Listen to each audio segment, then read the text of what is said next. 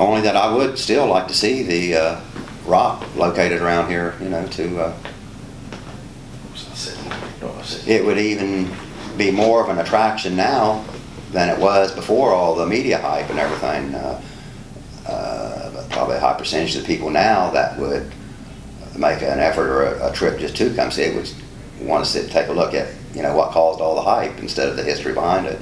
I didn't know this until a month or two into the project, but the Kentucky Heritage Council and Native American Council have to get reports on where that rock is every so often. How did that ever get? It just amazes me how that all got wrapped up into all of this. And I just hope it is being taken care of. That it's not deteriorating, and because I don't know. I suppose it would be fragile coming out of a liquid environment for all those years and start drying out, but I don't know. Well, anything, going back to the rock itself, like when you saw the carvings and the etchings on it, was that pretty cool to you to actually see that history? It actually was, after so many years in Portsmouth and seeing street signs, like Kenny and a lot of the streets named after the people that were there and actually carved into the rock. I thought that was real cool, that you were actually looking at,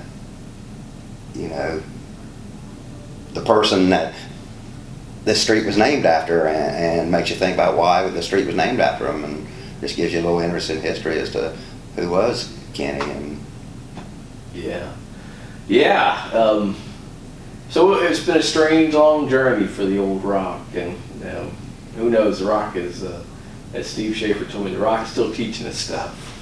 Now, maybe I can ask you a question. What do you think will become of this when the project or the rock? The story you're doing, do you think this will stir up hard feelings again, or do you think people have maybe calmed down? I think people on this side of the river in southern Ohio, and then on that side of the river in Greenup and South Shore, it will kind of bury the hatchet, and it'll kind of explain it. I don't think you will ever change the minds of people in Frankfort and Louisville, those politicians. The ones that have never seen the rock. The ones that have never seen the rock. And the ones who, more than likely, unless they came here campaigning, had never been to this part of Kentucky, right, or this part of really this region. That's sad to me, that which is politics, in Kentucky we call it the Winchester Wall. That Kentucky politicians and Kentucky news media don't care about anything past Winchester, Kentucky. Kind of like it is Columbus, Ohio, yeah. Columbus, south of Columbus. Anything, south of I-70 is. I do think, though, this project, and it already has. Hey, join us. Come on in. Randy? No, it's okay. No, we're just wrapping up. But it already has kind of, ruffled some feathers within the Greenup area, because the judge called me before I called him, and because I'd been talking to some folks around there, and I don't know if he saw it as a political opportunity or what, but he's all for trying to find a good home. He would be a hero. Right. I think. And LEX 18 News at Lexington came down and did a story with him. And somehow they found out about this project. So there's still interest in the rock.